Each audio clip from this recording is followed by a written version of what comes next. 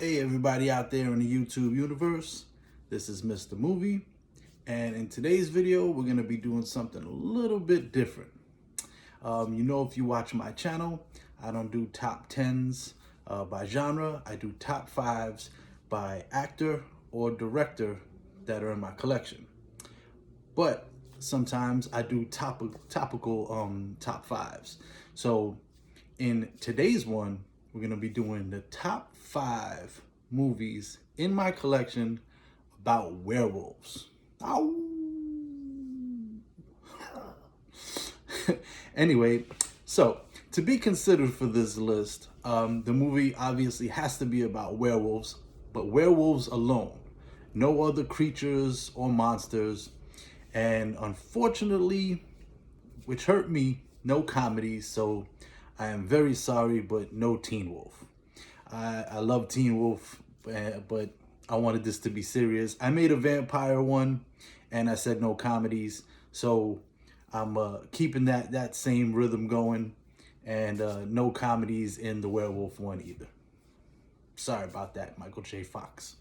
But that being said, let's get right into it. So, starting at number 5, we got Silver Bullet. This movie was on my Stephen King list for the horror version, and it's one of my favorite werewolf movies. It's from when I was a kid. Corey Haim in a wheelchair, Gary Busey as his uncle. It brings back a lot of memories. And what's really cool about it is, there's only one werewolf, and he's the town priest, and everybody, loves him and respects him, and they would never, consider him being the werewolf. But the kid slowly finds out. There's one part where his uncle gives him fireworks to play with, and he shoots one of the fireworks off at the werewolf because he's about to be attacked by it, hits him right in the eye, and his uncle souped up his wheelchair so he could go like 40, 50 miles an hour, and he just takes off. But then they see the priest come with the eye patch, and they realize it's him, and there's a struggle at the end because Gary Busey's character, the uncle, starts kind of believing him, but not really. But to take no chances, he makes a silver bullet. And they wait up for the werewolf to attack, even though Gary Busey kind of doesn't believe it. And like I said, there's a tussle, and they end up, the bullet flies out. They got to get it off the floor and a scramble. It's a big hubbub at the end, and they finally get it. They shoot him, and, the hair recedes and turns back into the priest, and they know it's him. Really cool movie. And, listen, there's some gore in it and stuff because, they don't know it's him, and he's killing people in the town. And there's one part they try to send out the hunters from the town to go find him, and he rips up a couple of them. So I mean, it's not a total kiddie movie. Think about it. It's Stephen King, so beware when you watch it. But it is from my childhood. Still holds up. I really like it a lot. Great movie. Coming in at number 5, Silver Bullet. Coming in at number 4 is Wolf. Now, I love this movie. It didn't make my Jack Nicholson one because, Jack Nicholson, Hall of Famer, he's got too many, and he's got 5 that are better than this. But in terms of werewolf movies, the reason I really like this one, aside from, Jack Nicholson, of course, Michelle Pfeiffer's in it, really good. I like the take on it because it's very modern. It's in New York, where I'm obviously from, and it's weird because you're used to seeing werewolf movies, out in the middle of nowhere. He's in right in New York. He's a writer, and they feel like he's past his prime, but he goes out in the country and he gets bitten by a wolf, and eventually slowly he becomes one too. James Spader is in it. He bites him because he's having an affair with his wife, and he becomes one. But like when he's becoming one, it's a slow burn. But he can smell everything, and he can see everything. He starts like he's a very like young man again, but with that animal intensity and that all the animal senses, and he starts claiming his life back little by little from what they were trying to take away from him because he was getting up there in years. And I just like the whole take of being in New York, you know, in the middle of a big city, and him having to deal with that while turning into the werewolf. And he's falling in love with his old boss's daughter, who's Michelle Pfeiffer, and she tries to deal with it. And then, you know, James Spader, who he bit, becomes one. They have a big werewolf fight at the end, and then you know, he gets away, and when the cops show up, Michelle Pfeiffer's kind of like, you know, don't worry about it, it's taken care of. But you see her eyes are yellow, and then you see at the end they, you know, they're running off into the wilderness together, you know, just to be werewolves. Really cool movie, cool effects, but like I said, I really dig the whole werewolf in the big city thing. Pretty cool, different take, and Jack Nicholson, so you gotta love it. Great movie. Number 3, I picked The Wolfman. Now, I didn't pick the original old school black and white Lon Chaney one, which is amazing. But the reason I didn't pick it and I picked this one instead is because it's that thing that I always say about a lot of horror and sci-fi movies that are remade. They're the better remakes than other types of movies because the effects and CGI and all that stuff catches up with the narrative. It's able to show what the story tells better and cooler. So I picked this one. Plus, I mean, you're not dropping off in talent here because you got Anthony Hopkins and Benicio del Toro. So, I mean, you can't go wrong there. And as you know, I love period pieces. So this takes place, you know, London. And, you know, what I really like about this, too, it is also the, you know, the wolf in the big city thing, but they live on the outskirts of the city. But there's parts where he's running through old London, 1800s London. It's, you know, and it's cool because they got to try to get him with those type of weapons. And the effects are really cool in this movie. I love that's another thing with werewolf movies is how does it look? How when they change the effects look? Does it look real? Does it look cool? Is it scary? Is it, you know, is it frightening? Like, does it look like this could actually happen? And some pull it off better than others. But this one I really like. And again, his father is one, killed his mother, but he didn't know that. He doesn't find out that till the end. Also killed his brother. And they have a big werewolf fight at the end too. And the younger one beats the older one. Superb acting.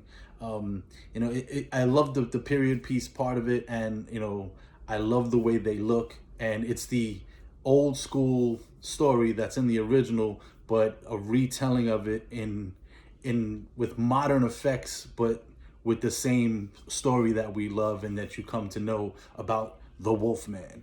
You know, so it's traditional, but with a new twist. And I really, really like it. It was really well done. Very good remake.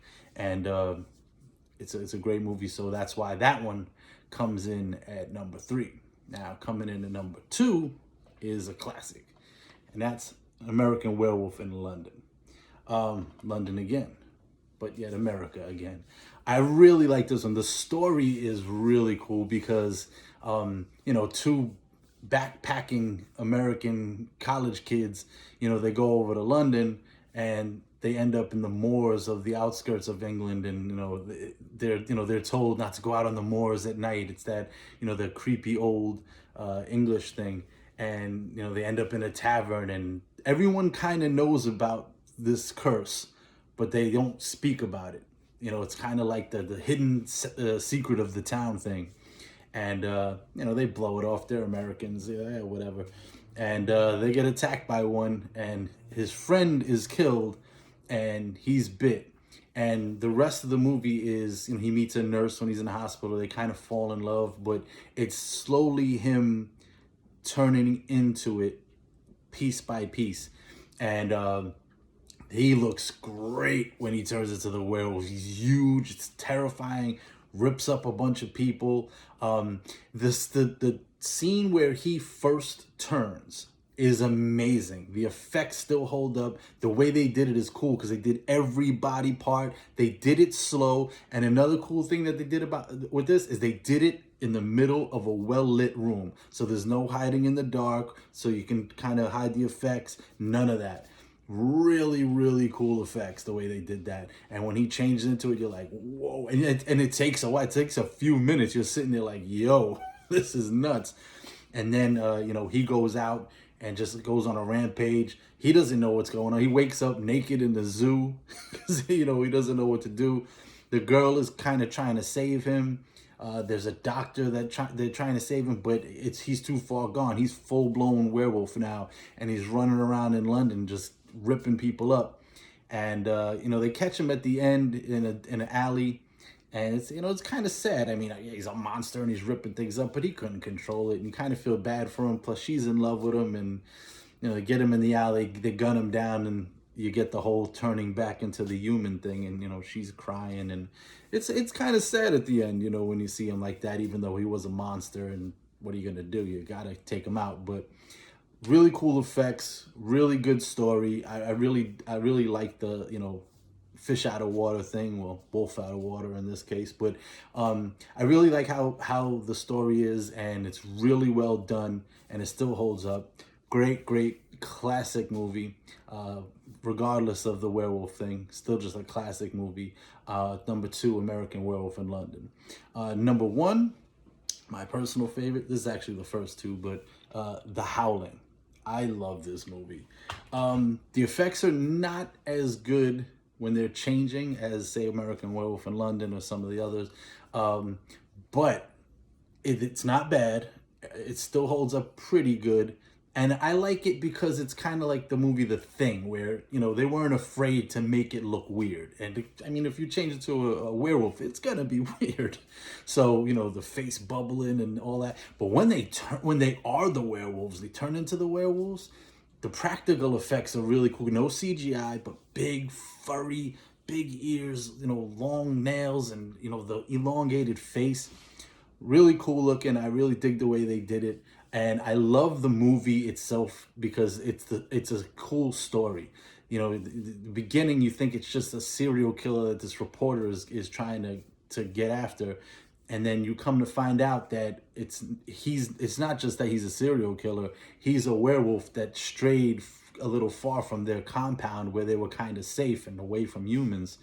And the reporter goes to this doctor who runs the compound, and he tells, you should come stay at the compound to calm down for a little while before you go back on TV and do any more reporting. And she goes up there just to see that, the whole compound is this group of werewolves. They get her husband, and it just really, there's a bunch of them. A bunch of them change, and different people come up, and they terrify them, and there's a little bit of werewolf sex and craziness going on, but it's a really wild movie.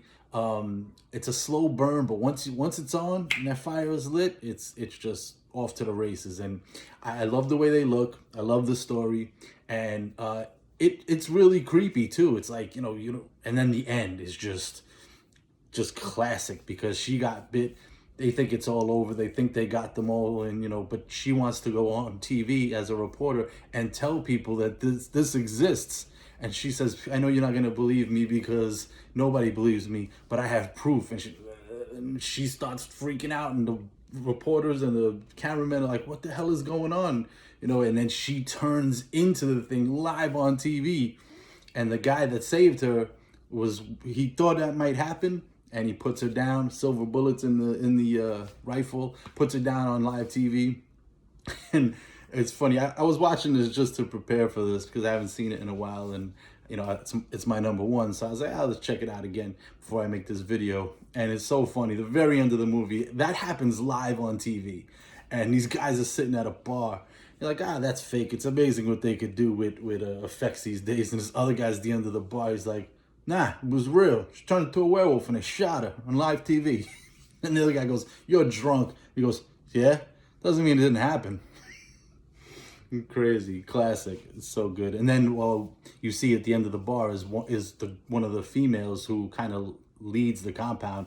They say, hey, get a burger for the honey here. How do you take it? She's like, rare, So that's where you get the sequels. The sequels are okay. Not as good as the first one, but that happens a lot. It's still not bad, but still my favorite. I watch it all the time. I haven't seen it in a while, but that's why I watched it again, because you can watch it again and again. Great movie. My favorite werewolf movie of all time, The Howling. So you got 5 silver bullet, 4 wolf, 3, The Wolfman, 2, American Werewolf in London, and number 1, The Howling.